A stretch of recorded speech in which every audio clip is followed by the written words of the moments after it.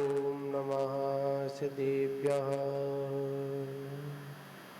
नमीरूढसव्यसिद्धे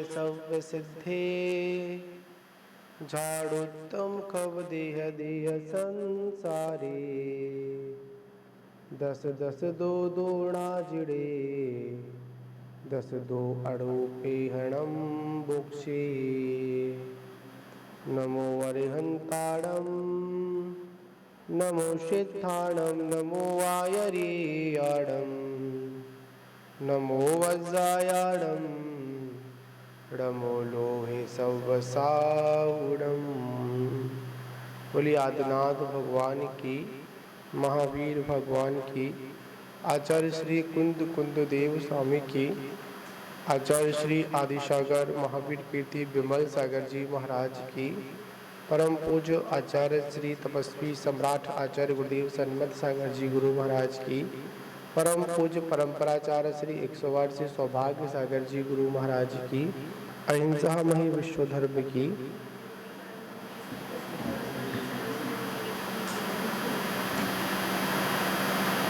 बंधुओं, हम सभी का विषय चल रहा था बाणस अणुपेक्षा ग्रंथ का। उस बाणस अणुपेक्षा ग्रंथ के अंतर्गत आचार्य प्रवर 57वीं गाथा के अंतर्गत आश्रम अणुपेक्षा का वर्णन कर रहे थे।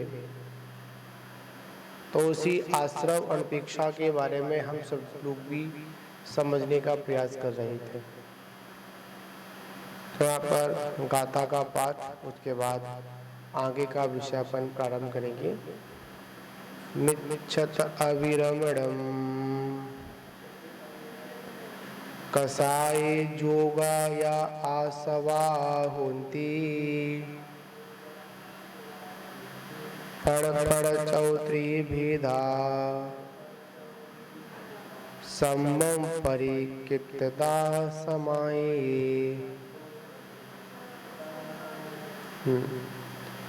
तो अपन उस आश्रम के अंतर्गत कर्माश्रम के कारण का निरूपण यहाँ पर शास्त्रकार कर रही है। तो उसमें प्रथम जो कारण है वो है हमारा मिथ्वात। क्या है? हमारा मिथ्वात। तो मिथ्वात के बारे में आचार्य भगवंत ने उसको हर अनुयोग से और हर तरीके से हम सभी को बतलाने का प्रयास किया कि मिथ्वात की उस कंडीशन को भी आचार्य प्रवर ने हमको समझाया। सर्वप्रथम जिनोत प्रयोक्तः जीवादि तत्वार्थ विषयक आश्रद्धानम, मतलब जिनेंद्र भगवान के द्वारा जो भी बताया हुआ मार्ग है उसका क्या नहीं करना, जो बताया है उनके द्वारा जो कही गई जो जीवादि सात तत्व हैं उन पर क्या नहीं करना, श्रद्धा नहीं करना। तो अब उस विषय को आगे की ओर अपन चलते हैं। वह मिथ्वात्व दो प्रकार का होता है। ऐसा होता है, दो प्रकार का होता है। एक गृहीत मिथ्वात और एक अगृहीत मिथ्वात। गृहीत मिथ्वात का मतलब होता है जो ग्रहण किया गया मिथ्वात, वो गृहीत मिथ्वात कहलाता है। और अगृहीत मिथ्वात का मतलब यह होता है कि जो पूर्व संस्कार से जो चला आ रहा है उसको अगृहीत मिथ्वात कहते हैं। जैसे ग्रहण किया गया और अग्रहण किया गया। कुछ संस्कार ऐसे होते हैं जो वर्तमान में हम ग्रहण करते हैं और कुछ संस्कार ऐसे होते हैं जो जातिगत और परंपरागत हमारे जीवन के साथ में जुड़े हुए हैं, उनको अपन अग्रहित कहते हैं। पर सबसे पहले अगर कोई होता है तो पहले वो ग्रहित होता है। कौन सा होता है? गृहीत होता है, अगृहीत नहीं होता है। अगृहीत तो बाद में होता है, क्योंकि सबसे पहले ग्रहण होता है, उसके बाद पूर्व संस्कार के कारण वह कैसा हो जाता है? अग्रहित रहता है। तो अपन आगे की ओर चलेंगे, जिसको अपन इन्हीं के क्रम सह दोनों नाम है। एक है निसर्गज और एक होता है परोपदेश निमित्तक। क्या बोलते हैं उसको? एक होता है निसर्गज और एक कैसा होता है? पर उपदेश निमित्तक।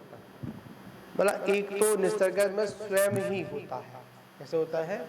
स्वयं ही है। और एक कैसा है? पर उपदेश के निमित्त से होता है। कैसे होता है? पर उपदेश के निमित्त से होता है। जैसे नैसर्गिक में क्या आ जाएगा? तो कहते हैं कि इनमें उपदेश निरपेक्ष अर्थात मिथ्यात्व के उदय से ही जो तत्वार्थ विशेषक अश्रद्धान आविर्भूत होता है उसे नैसर्गिक मिथ्यात्व कहते हैं। मतलब जिसमें क्या नहीं होता? जिसमें किसी के उपदेश की अपेक्षा नहीं होती है। मतलब उपदेश कैसा होता है? निरपेक्ष होता है। अर्थात मिथ्यात्व कर्म के उदय से ही, मिथ्यात्व कर्म के उदय से ही तो, मतलब मिथ्यात्व कर्म के उदय से ही जो तत्वार्थ विसर्जक अश्रद्धान, कैसा? अश्रद्धान आविर्भूत होता है उसे क्या कहते हैं? उसे निसर्गज सम्यक्त्व मतलब निसर्गज मिथ्यात्व कहते हैं। और इसमें किसी के उपदेश की आदि की आवश्यकता नहीं पड़ती है। और दूसरा होता है मिथ्यात्व से लिप्त प्राणियों के अनंत भगवंतों के मत से प्रतिकूल और अपने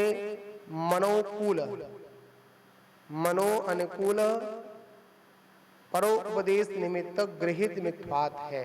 मतलब यहाँ बता रहे हैं कि एक तो ऐसा होता है कि जिसमें किसी के उपदेश की आवश्यकता नहीं होती है, और एक ऐसा होता है कि जिसमें उपदेश की आवश्यकता अनंत भगवान के बताए हुए मत के अनुकूल नहीं, जो उनका मन है उस मन के अनुकूल अपनी व्यवस्था को संचालित करते हैं। क्या करते हैं? मन की जो मन में आता है वैसा करते हैं। अपने मन को ठीक लगता है तो वो करते हैं। तो आचार्य कहते हैं वो मिथ्यात्व की ही श्रेणी में आता है। किसमें आता है? मिथ्यात्व की ही श्रेणी में आता है। तो आचार्य कह रहे हैं कि हम सभी लोगों को अगर इस संसार के दुखद जाल से बचना है, अगर हमको इस आत्मा का अगर कल्याण करना है, तो एक ही बात आचार्य यहाँ उपदेश देते हैं कि आप मिथ्यात्व से बचिए। किससे बचिए? मिथ्यात्व से बचिए। एक होता है गृहीत और एक होता है अगृहीत। मतलब एक तो मिथ्यात्व कर्म के उदय से ही जो तत्वार्थ विषयक अश्रद्धान होता है उसे निसर्गज कहते हैं। और एक ऐसा होता है कि जो पर उपदेश से या पर के निमित्त से, मतलब उसमें कोई ना कोई कारण बनता है। क्या बनता है? कोई ना कोई कारण बनता है, उसे अपन गृहीत मिथ्यात्व बोलते। मतलब अनंत भगवान के बताए द्वारा और मिथ्यात्व में लिप्त प्राणियों के अनंत भगवान के मत से प्रतिकूल और अपने मनोकूल, मतलब मन के अनुसार, मन ग्रंथ बातें, जैसे ऐसा करने से ऐसा हो जाता है, जैसे अपन अग्नि में कूद जाए तो मुक्ति मिल जाती है, पहाड़ से कूदने में मुक्ति मिल जाती है, चलो इसकी पूजा करें, इसकी पूजा करें, ऐसे करें वैसे करें। अनेक प्रकार के हमारी विचारधारा अपने मन के अनुकूल, मतलब अपनी इच्छाओं की पूर्ति के लिए। किसके लिए? अपनी इच्छाओं की पूर्ति के लिए, अपनी इंद्रियों की पूर्ति के लिए हम अनेक प्रकार के कार्य करते हैं। क्या करते हैं? हम अनेक अनेक प्रकार कार्य करते हैं तो वो क्या होता है, वो हमारा मिथ्वाद की श्रेणी में आ जाओ। कौन सा मिथ्वाद? ग्रहित मिथ्वाद, ग्रहण किया गया मिथ्वाद। आप कह रहे हैं परोपदेश निमित्तक मिथ्वाद के 5 विध है। कितनी विध है? 5 विध है। गृहित मिथ्वाद का विषय चल रहा है तो कह रहे हैं गृहित मिथ्वाद के 5 विध है। कौन कौन से? तो कह रहे हैं एकांत मिथ्वाद, विपरीत मिथ्वाद, संशय मिथ्वाद, विनय मिथ्वाद और अज्ञान मिथ्वाद। कितने मिथ्वाद हैं? 5 मिथ्वाद है। पहला कौन सा? पहला होता है एकांत मिथ्वाद, मतलब किसी एक विषय को लेकर बैठ गए, वो क्या कहलाएगा? एकांत मिथ्वाद कहलाएगा। विपरीत मिथ्वाद क्या कहलाएगा? मतलब जैसा मार्ग बताया जा रहा है कि वैसा ना मानकर उसकी विपरीतता में मानना, तो वो क्या क्या कहलाएगा? वह विपरीत मिथ्वाद कहलाएगा। संशय मिथ्वाद क्या कहलाएगा? तो संशय मिथ्वाद में आएगा कि जिन मार्ग में क्या करना? संशय करना। जिन वचनों में क्या करना? संशय, अरे ये भी है, जैसे एक रस्सी पड़ी हुई है और रस्सी को क्या कहना? ये सरफ है या फिर क्या है? ये सरफ है या रस्सी है? ठीक है, अब रस्सी पड़ी हुई है, अब संशय में पड़ा हुआ है, वो ठीक से निर्णय नहीं कर पाता है। उसके बाद आता है विनय मिथ्वाद। अरे हमारे लिए सब लोग बराबर है, चाहे कोई भी हो, भगवान सारे एक होते हैं, तो क्या कहते हैं इसको? क्या बोलते हैं अपन? इसको अपन विनय मिथ्वाद बोलते हैं। एक होता है अज्ञान मिथ्वाद। क्या होता है? अज्ञान मिथ्वाद होता है। तो अज्ञान मिथ्वाद के बारे में अब आगे अगली जो 48 नंबर की गाथा आएगी, अभी तो मात्र इस 47 नंबर की गाथा में आचार प्रवर सूक्ष्मता में ही उस आश्रम के हेतुओं को बता रहे हैं। क्या कर रहे हैं? सूक्ष्मता में, संक्षेप में एक कहें कि हमको परिचय करा रहे हैं।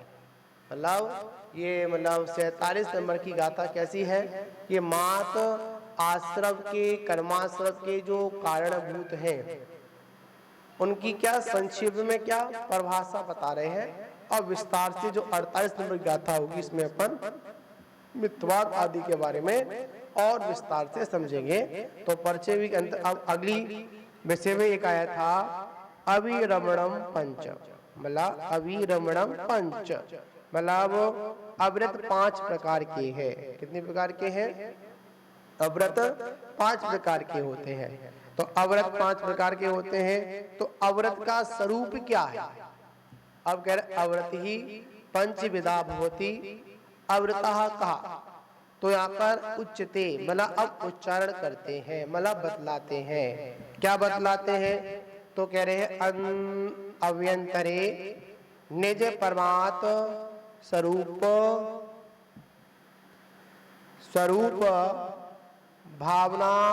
भावनोत्पन्न परम सुखामत रति विप्रियस्य रूपः। मतलब यहाँ कह रहे हैं कि अव्यंतर, मतलब अव्यंतर में निज परमात्म स्वरूप की भावना से उत्पन्न परम सुखामृत में जो प्रीति होती है उससे विपरीत पूर्णतः भिन्न, अर्थात वह विषयों में व्रत आदि का पालन न करना, वो क्या कहलाता है? वह अव्रत कहलाता है। क्या कहलाता है? वह अव्रत कहलाता है।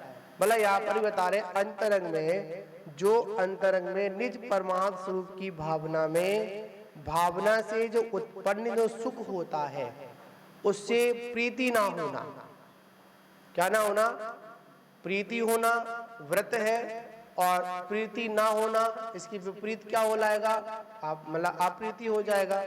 तो वो क्या कहलाएगा? वो यहाँ पर हमारा मतलब अव्रत कहलाता है। मतलब और इसमें कह रहे हैं बहा में देखेंगे। अब अंतरंग हेतु और बहा हेतु के बारे में आचार्य ने यह बताया कि अंतरंग में परमात्मा पद की प्राप्ति की या निज परमात्म स्वरूप की भावना से उत्पन्न जो सुख प्राप्त होता है, उसके सुख के मतलब सुख है उत्पन्न परम सुखामृत में जो प्रीति होती है उससे विपरीत होता है और भा में क्या होता है, भा में उन व्रत आदि का पालन नहीं करना होता है। इस विपरीत के 5 भेद हैं। कैसे भेद हैं? 5 भेद हैं। कौन कौन से हैं? एक हिंसा, एक असत्य, एक चोरी, और एक कुशील, और एक मतलब ब्रह्मचर्य और परिग्रह, मतलब अब्रह्मचर्य। इसमें आता है हिंसा, झूठ, चोरी, कुशील और परिग्रह, मतलब 5 पाप। 5 पापों का होना, किसका होना? 5 पापों का होना, ये क्या है? ये अव्रत अवस्था है। और इन 5 पापों का त्याग होना, ये क्या कहलाता है? ये हमारी व्रत अवस्था कहलाती बहा में। और अंतरंग में क्या कहलाएगी? जब तक अंतरंग में निज परमात्मा स्वरूप की भावना से उत्पन्न जो परम सुखामृत में जो प्रीति होती है, वही वास्तविकता में व्रत कहलाता है। आखिर में हम उन व्रतों को प्राप्त करने के लिए ही हमको उद्यम रहना है। तो अगला बता रहे हैं, कसाया चत्वा, मतलब कसाय 4 प्रकार की होती है। कसाय कितने प्रकार की होती हैं? कसाय 4 प्रकार की होती हैं। तो बतला रहे हैं, कसाय 4 प्रकार की होती है, जो आत्मा को दुर्गतियों में पहुंचाए, जो आत्मा को दुर्गतियों में पहुंचाकर उसे कसता है, आत्म स्वरूप का घात करता है। किसका? आत्म स्वरूप का घात करता है। वह क्रोध आदि परिणाम कसाए हैं। मतलब यहाँ बता रहे हैं, बड़ी मार्मिक बात यहाँ चल रही है। तो कह रहे हैं, जो आत्मा को कहाँ ले जाए? कुगतियों में, मतलब दुर्गतियों में लेके जाता है, उसे कसता है, मतलब पहुंचाकर क्या करता है? कसता है, या आत्म स्वरूप का घात करता है। वह क्रोधादि परिणाम कसाए है। क्या? जो परिणाम क्या है, वो क्या? कसाई कहलाते हैं। वह क्रोधादि कसाय परिणाम है। अथवा जो कर्म भूमि, मतलब कर्म के खेत की भूमि को जोतता है, अर्थात सुख दुख रूपी धान की खेती के लिए किसान की तरह भूमि को कृष्ट करता है, वह कसाय कहलाती है। अब कसाय क्या करता है? इस प्रकार एक किसान खेत जोतता है, और उसमें क्या प्राप्त करता है? फलों की प्राप्ति करता है। उसी प्रकार यह जीव, अज्ञानी जीव, संसारी जीव क्या करता है? अपने जीवन में कर्म की खेती करता है, मतलब कर्म, अब खेत को जोतता है, और जोत कर क्या करता है? उसमें क्या प्राप्त होता है? उसमें सुख और दुख रूपी धान्य, धन धान्य प्राप्त होता है। अब यहाँ पर आ गया, और प्राप्त करता है, और उस जो किसान की तरह भूमि को क्या कृष करता है, मतलब उसको कसता है, दुखी भी होता है, सारे काम करता है, ऐसा रहता है इसमें, उसको कसाई कहते हैं। अब कह रहे हैं, जो जीव के सुख दुख आदि रूप बहुविध धान्य को उत्पन्न कराने वाले कर्म रूपी खेत को कृष करता है, जोतता है, और जिसके लिए संसार की चारों गति मर्यादा या मेड़ रूप हैं। कैसी हैं? मेड़ रूप हैं। वह कसाय आदि, वह क्रोध आदि कसाय कहा जाता है। अब यहाँ पर बता रहे हैं कि जो सुख दुख रूपी, मतलब क्या करता है? इस संसार में क्या है? इस संसार में सुख और दुख है, इसके अलावा और कुछ भी उत्पन्न नहीं होता है। और बता रहे हैं कि जिसके लिए संसार की चारों गतियां मर्यादा व मेड़ रूप होती हैं, मतलब कुछ समय यहाँ पर, कुछ समय यहाँ पर, ऐसा अलग अलग स्थानों पर ये क्या करता रहता है? भ्रमण करता रहता है। किसके कारण? इन कसायों के कारण। इन क्रोधाधिक कसाय हैं, क्रोध, मान, माया, लोभ, इनके कारण ही यह जीव दुखी रहता है, और दुखी होकर अपनी व्यवस्था को बिगाड़ता है। अब कसाय क्रोध, मान, माया, लोभ के रूप से 4 प्रकार की होती है। अब यहाँ पर कर रहे हैं, योगा चात्रि भेदा, मतलब योग के 3 भेद होते हैं। कितने होते हैं? योग के 3 भेद होते हैं। तो बता रहे हैं, वीर लब्धि संपन्न आत्मा का मनोवर्गणा, वचन वर्गणा व काय वर्णना के निमित्त से होने वाला आत्म प्रदेशों का परिस्पंदन मतलब संकोच विस्तार हेलन चलन रूप योग कहलाता है। क्या कहलाता है? योग वो कहलाता है। मन वचन काय के से क्या होता है? आत्मा में जो परिस्पंदन होता है, आत्मा में जो कंपनता होती है, वो क्या कहलाता है? वह योग कहलाता है। ठीक है ना? तो यह योग 3 प्रकार का होता है, एक काय योग, एक वाग योग और एक मनोयोग। ठीक है ना? कितना होता है? काय योग मतलब वचन योग और मनोयोग। आश्रवा भवंती, तो कह रहे हैं अथा पूर्वोक्त मित्वाद अविरत कषाय व योग ये भावाश्रव होते हैं। कैसे होते हैं? इनसे भावाश्रव होते हैं। मित्वाद के 5 वेद। कितने वेद होते हैं? मित्वाद के 5 वेद होते हैं। अव्रत के 5 वेद होते हैं। कषाय के 4 वेद होते हैं और योग के 3 वेद होते हैं। कितने वेद होते हैं? 3 वेद होते हैं। इस प्रकार सब मिलाकर 57 प्रकार के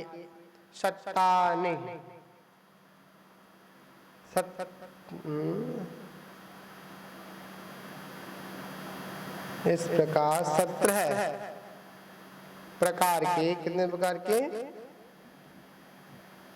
17 किसमें कैसे जोड़ी बेटा? मतलब 5 मिथ्वात, 5 अव्रत, 10, हाँ 17 प्रकार के। कितने? 17 प्रकार के। इनके भेद मतलब यहाँ पर द्रव्याश्रव की बात चल रही है, तो बता रहे हैं कि 17 प्रकार के मतलब अपने भाव आश्रव होते हैं। यहाँ तात्पर्य है समय है सम्यक परिकृतः मतलब समय और सिद्धांत ग्रंथ और जैन आगम में वहां इन आश्रवों का सम्यक रूप से निरूपण किया गया है। क्या? अब आगे इसका सम्यक रूप से क्या किया गया है? अन्य ग्रंथों में निरूपण भी किया गया है। यहाँ पर सूक्ष्म रूप में कर रहे हैं भावाश्रव को। अब आगे का विषय बताते हैं। इस प्रकार ये शिष्य निजाश्रव रूप स्वयं करी शुद्ध आत्मस्वरूप में विपरीत इन भावाश्रव को अच्छी तरह जानकर आश्रव हेतु के निरोध रूप संवर का आश्रय लो, वही मोक्ष का साधन है।